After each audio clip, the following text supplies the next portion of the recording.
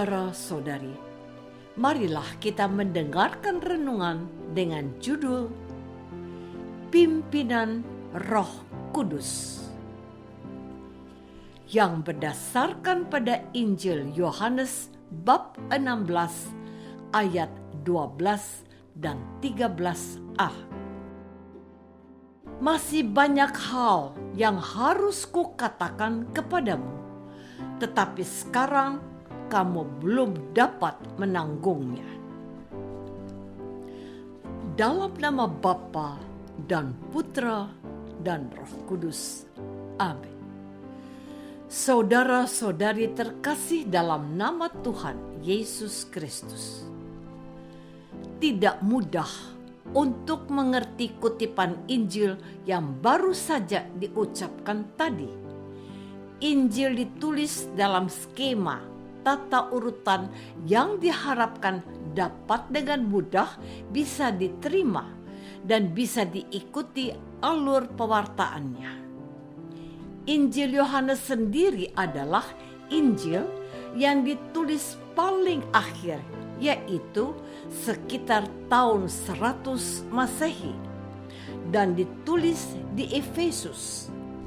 Ada suatu masa ingat dan pengaruh Roh Kudus yang cukup lama sebelum Injil ini ditulis, yakni 70 tahun setelah Yesus terangkat ke surga.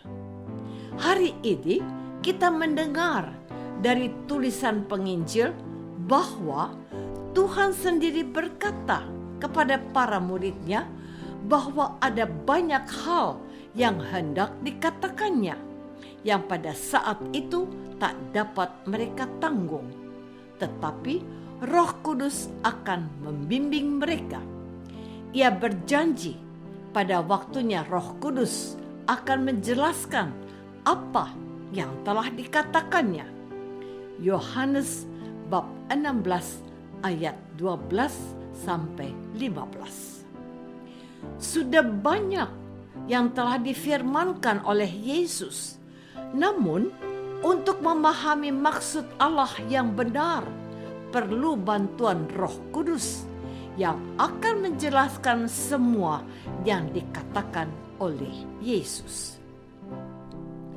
Saudara-saudari terkasih, penginjil Yohanes yang menulis Injilnya di lingkungan kebudayaan Yunani mencoba memberikan pemahaman yang baik tentang Yesus Kristus. Tidak mudah menjelaskan kepada orang-orang yang tidak berlatar belakang Yahudi, seperti yang dilakukan oleh Matius kepada pendengarnya yang pengikut Yesus, mantan pemeluk agama Yahudi. Penulis Injil Yohanes mencoba memberikan penjelasan sesuai dengan latar belakang pendengarnya. Yesus tidak diperkenalkan sebagai anak Daud, melainkan sebagai firman, yaitu Logos dalam bahasa Yunani. Menyitir kitab Kejadian bab 1 yang menciptakan alam semesta adalah firman, dan Allah berfirman. Dan Yesus adalah firman. Firman yang menciptakan baru datang kepada manusia. Logos atau firman itu dipahami sebagai pikiran Allah yang meresapi alam semesta, membuat yang kaos menjadi sesuatu yang dapat dimengerti, membuat segala sesuatu yang tidak teratur menjadi suatu keteraturan. Butuh sebuah proses panjang dalam bimbingan Roh Kudus untuk menyelami dan memahami maksud Allah dalam setiap firman Tuhan Yesus.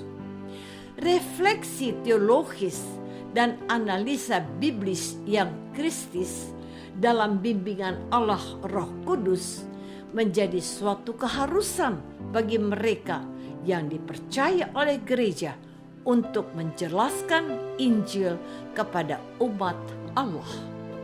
Itulah yang dilakukan oleh para bapak gereja.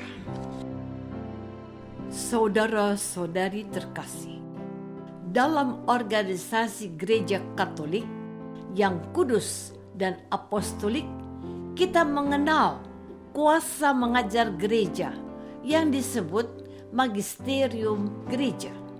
Mereka itu adalah Bapa Suci dan para uskup sedunia yang memiliki gelar sebagai penjaga kemurnian iman Katolik yang diserahkan kepada Petrus dan para penggantinya. Kita harus menyadari bahwa gereja selalu memperbarui diri dalam memahami kehendak Allah. Ecclesia semper reformanda, artinya gereja selalu memperbarui diri. Sabda Tuhan ditafsirkan dalam bimbingan Roh Kudus, sehingga umat Allah dapat memperoleh kepenuhan maksud Allah yang menghendaki semua orang memperoleh hidup yang kekal dalam nama Tuhan Yesus Kristus. Roh Kudus yang dijanjikan oleh Tuhan Yesus kepada para muridnya harus diartikan sebagai penyertaan Tuhan Yesus sendiri sampai akhir zaman. Roh Kudus itu akan menyatakan semua yang disabdakan oleh Tuhan sendiri, sebab ia tidak akan berkata-kata dari dirinya sendiri, tetapi segala sesuatu yang didengarnya itulah yang akan dikatakannya, dan ia akan memberitakan kepadamu hal-hal yang akan datang. Jadi, roh kebenaran yang dijanjikan oleh Tuhan Yesus itu akan memimpin gereja kepada apa saja yang dikehendaki Allah dari waktu ke waktu, sebagaimana Yesus telah menyatakan kehendak Allah Bapaknya semasa hidupnya di antara kita. Saudara-saudari terkasih, yang dijanjikan oleh Tuhan Yesus kepada gereja itu bukan saja menggantikan peran dan kehadiran fisik Tuhan Yesus, melainkan bahwa Dia diutus oleh Yesus untuk memimpin manusia untuk mengenal seluruh kebenaran yang disampaikan oleh Tuhan Yesus. Roh Kudus akan membantu gereja dan setiap orang yang percaya kepada Yesus untuk menafsirkan firman-Nya, mengerti, memahami, serta menerapkan untuk melengkapi dan menanggapi kebutuhan dunia oleh gereja pada masa sekarang ini. Roh Kudus yang dicurahkan oleh Tuhan Yesus kepada gereja kudus akan memampukan gereja menegakkan kebenaran dari Allah dalam Yesus Kristus, Anak Allah yang hidup. Sebagaimana telah pernah saya katakan, kalau kita mau membaca dan merenungkan Alkitab, khususnya keempat Injil Tuhan, hendaklah kita mohon tuntunan dari Roh Kudus sendiri. Sebab Roh Kudus akan menolong kita untuk membuka hati dan pikiran kita, sehingga kita dapat mengenal apa yang dikehendaki oleh Allah dalam firman yang kita baca dan kita renungkan. Roh Kuduslah yang sudah dianugerahkan oleh Tuhan Yesus, yang akan membuat kita bisa mengenali apa yang dikehendaki Tuhan Yesus untuk hidup kita dewasa ini. Apakah aku sudah meluangkan waktu untuk mohon bimbingan Roh Kudus? Marilah kita berdoa. Bapa yang Maha Baik, berilah kami hati yang terbuka untuk bimbingan Roh Kudus yang diutus oleh Tuhan Yesus. Berilah kami kejernihan hati untuk mengenali kehendak-Mu dalam sabda Tuhan Yesus Kristus yang disediakan oleh Gereja Kudus, sebab Dialah Kristus, Tuhan dan pengantara kami. Amin.